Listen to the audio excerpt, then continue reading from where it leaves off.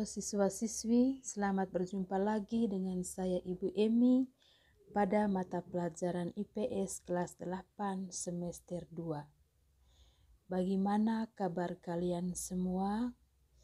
Ibu berharap kalian dalam keadaan yang sehat, bahagia, dan tetap semangat dalam menjalankan aktivitas. Jangan lupa selalu mengikuti protokol kesehatan.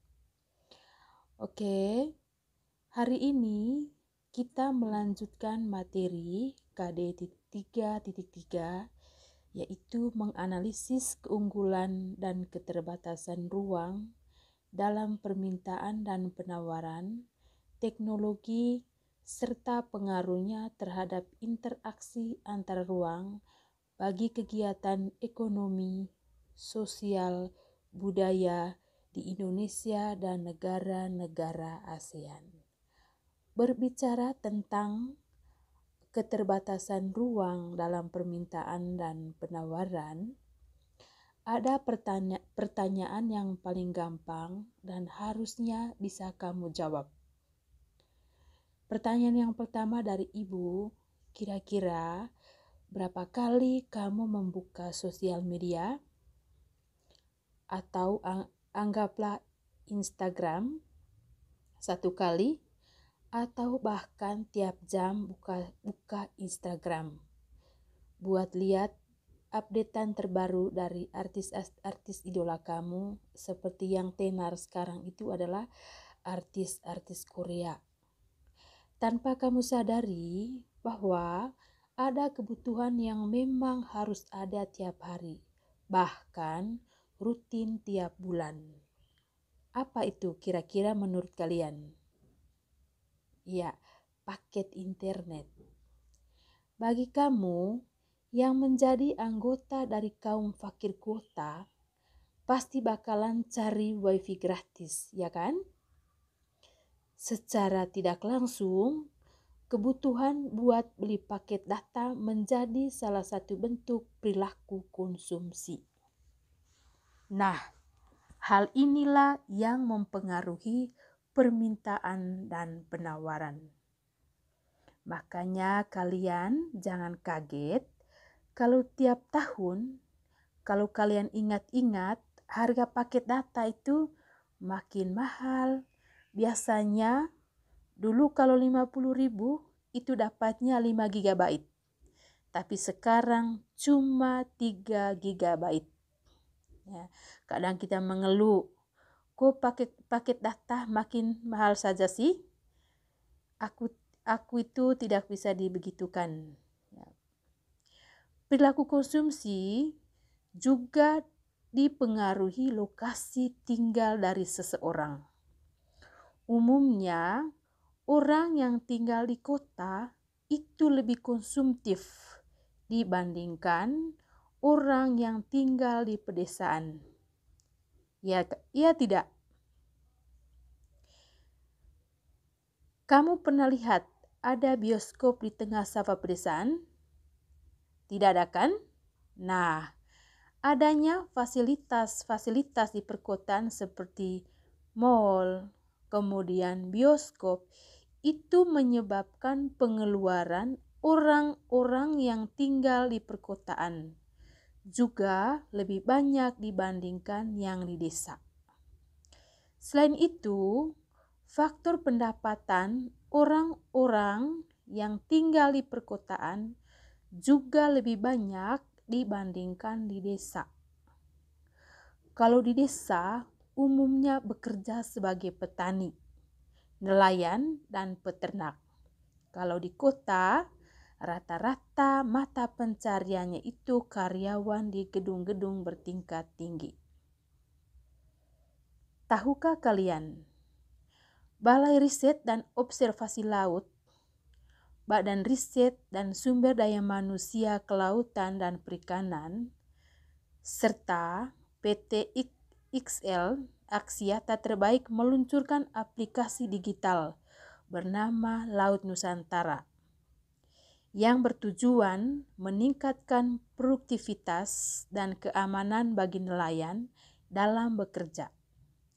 aplikasi Laut Nusantara menyediakan informasi terkait persebaran ikan hingga kondisi cuaca di perairan laut. Berbicara tentang perilaku konsumsi, pasti tidak lepas dari pelaku ekonomi. Paling tidak, ada 4 pelaku ekonomi yang turut serta dalam kegiatan ekonomi. Pada ujungnya nanti akan memberikan pengaruh juga bagi penawaran dan permintaan suatu barang atau jasa. Oke, kira-kira menurut kalian siapa yang menjadi pelaku ekonomi atau siapa sih pelaku ekonomi itu? Ada yang bisa? Baik. Pelaku ekonomi yang pertama itu adalah rumah tangga. Jadi, rumah tangga merupakan masyarakat terkecil di mana di dalamnya itu terdiri dari anggota-anggota keluarga yang kebutuhannya harus dipenuhi. Pelaku ekonomi pertama yang mempengaruhi permintaan dan penawaran ialah rumah tangga keluarga. Coba kalian hitung, berapa anggota keluarga yang ada di rumah kalian sekarang? Kalau jumlahnya kurang dari 5 orang, berarti masuk ke dalam lingkup rumah tangga kecil.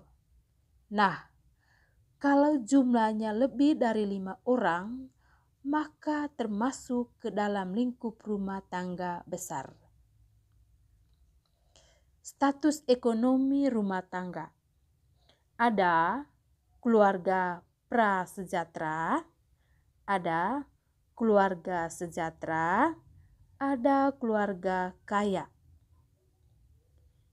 Kira-kira bagaimana maksud dari keluarga prasejahtera? Jadi keluarga prasejahtera ini keluarga yang tidak bisa mencukupi kebutuhan hidup. Sedangkan keluarga sejahtera, keluarga yang bisa mencukupi kebutuhan primer dan juga kebutuhan sekunder. Sedangkan keluarga kaya, keluarga yang bisa mencukupi kebutuhan primer, kebutuhan sekunder, dan kebutuhan tersier. Semakin banyak jumlah anggota keluarga, maka akan semakin banyak permintaan dari kebutuhan, baik kebutuhan primer, kebutuhan sekunder, bahkan kebutuhan tersier. Tapi semua juga dipengaruhi oleh faktor keuangan dalam keluarga itu sendiri.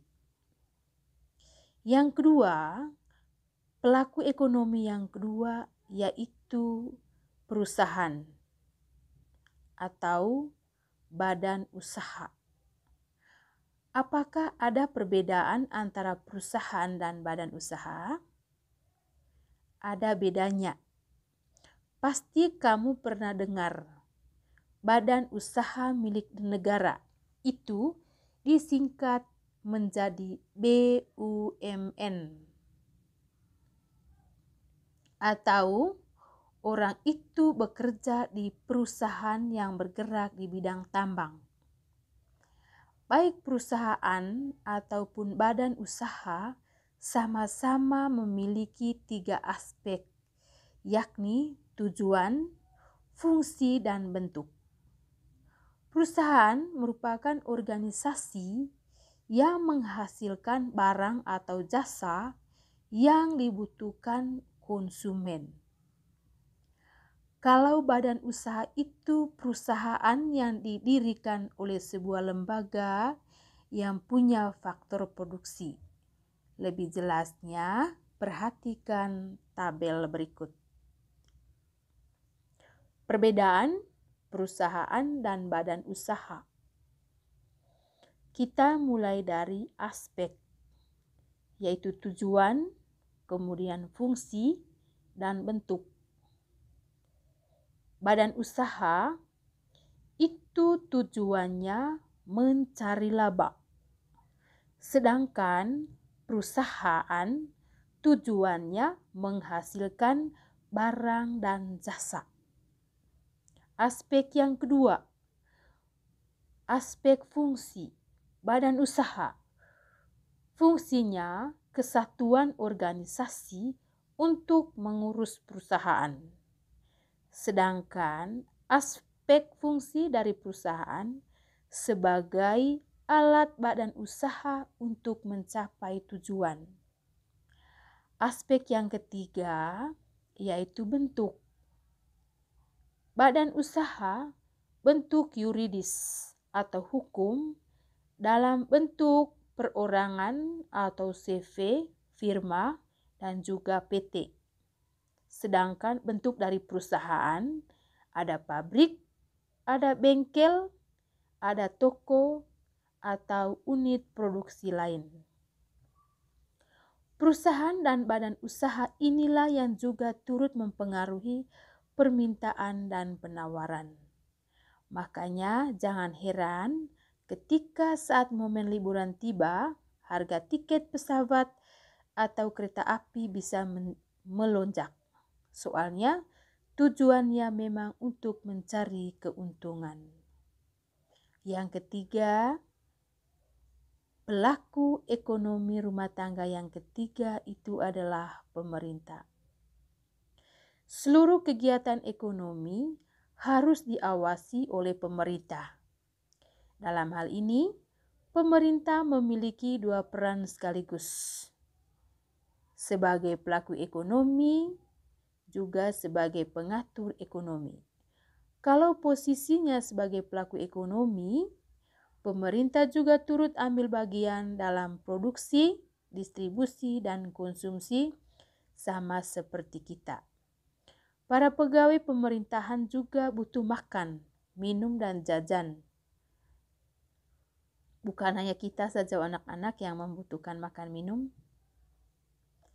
Kebijakan pemerintah Indonesia dalam kegiatan ekonomi. Kebijakan dalam dunia usaha, pemerintah berwenang mengeluarkan undang-undang dan peraturan yang mengatur kegiatan ekonomi. Kebijakan menggerakkan ekonomi. Pemerintah memberikan subsidi kepada masyarakat prasejahtera atau membangun fasilitas yang bisa menunjang kegiatan ekonomi. Kebijakan menstabilkan perekonomian. Pemerintah telah mengatur suku bunga bank dan mengendalikan inflasi. Selain itu, mengatur juga sumber pendapatan keuangan seperti dari pajak dan retribusi. Pelaku ekonomi yang keempat adalah masyarakat luar negeri. Saat kamu dewasa nanti, apakah kamu mau kuliah di luar negeri? Kalau kamu punya angan-angan seperti itu, kamu harus belajar yang rajin. Tidak cukup di kelas saja, kamu harus bisa memperdalam materi yang diajarkan. Nah, kamu bisa coba belajar di ruang guru. Ruang belajar. Di ruang belajar, kamu bisa belajar dengan seru lewat animasi dan infografik yang keren banget. Nah, saat kamu kuliah di luar negeri nanti, kamu juga menjadi salah satu pelaku ekonomi yang mempengaruhi permintaan dan penawaran. Misalnya, kamu ingin beli makanan khas Indonesia yang ada di Inggris. Otomatis, kamu cari restoran yang jual makanan Indonesia. Restoran itu melakukan impor barang dari Indonesia untuk bahan-bahannya. Kegiatan ekspor-impor juga berpengaruh terhadap permintaan dan penawaran. Jika jumlah barang atau jasa dalam suatu negara produksinya berlebih, maka akan dilakukan kegiatan ekspor atau menjual ke luar negeri.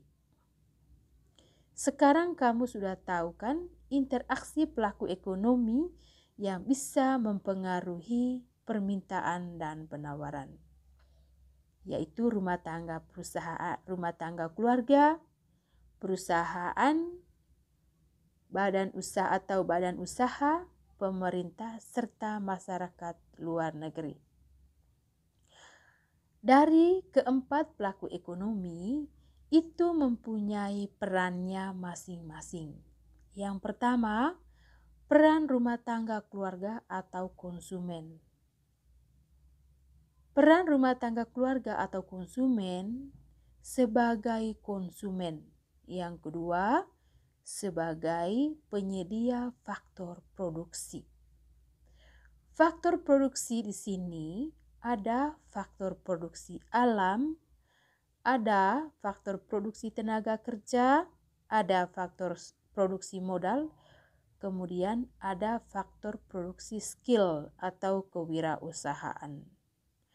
Faktor produksi alam, bentuk pengembalian balas jasanya yaitu sewa, merupakan faktor produksi asli. Faktor produksi tenaga kerja, bentuk pengembalian balas jasanya yaitu upah, juga merupakan faktor produksi asli. Faktor produksi modal, bentuk pengembalian balas jasanya yaitu bunga, merupakan faktor produksi turunan. Sedangkan faktor produksi skill kewirausahaan, bentuk pengembalian balas jasanya yaitu profit atau keuntungan, merupakan faktor produksi turunan. Di sini kita bisa simpulkan bahwa faktor produksi alam dan faktor produksi tenaga kerja merupakan faktor produksi asli. Sedangkan faktor produksi modal, faktor produksi pengusaha merupakan faktor produksi turunan. Apa yang dimaksud dengan faktor produksi alam? Jadi, faktor produksi alam, segala sesuatu yang disediakan oleh alam dan dapat dipergunakan sebagai alat pemuas kebutuhan. Oke, siapa yang tahu kira-kira contoh faktor produksi yang kita bisa ambil dari alam? Nah, contohnya gas alam, kemudian hasil tambang. Ciri-cirinya tersebar tidak merata, jumlahnya terbatas, kondisi alam tidak bisa dikendalikan. Ada yang bisa diperbaharui dan juga ada yang tidak bisa diperbaharui. Jadi contoh sumber daya alam yang bisa diperbaharui itu anak-anak adalah hutan dan juga perikanan. Sedangkan contoh sumber daya alam yang tidak bisa diperbaharui itu adalah hasil tambang. Yang berikut faktor produksi modal. Jadi modal ini segala sumber daya hasil produksi tahan lama yang dapat digunakan sebagai input produktif dalam proses produksinya. Kemudian untuk memproduksi barang dan jasa diperlukan barang-barang modal seperti mesin, peralatan berat, gudang, gedung, perkantoran, hingga kendaraan untuk mendistribusikan hasil produksi. Yang kedua, rumah tangga pemerintah.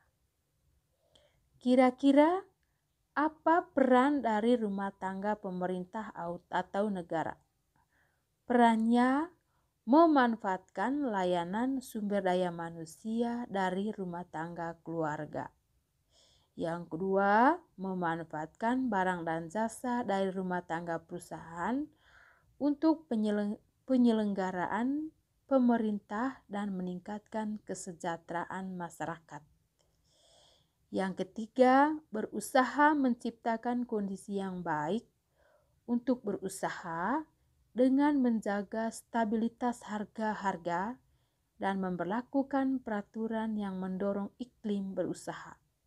Yang keempat, melakukan distribusi pendapatan agar tidak timbul jurang pemisah antara si kaya dan si miskin. Yang ketiga, peran dari rumah tangga perusahaan atau produsen.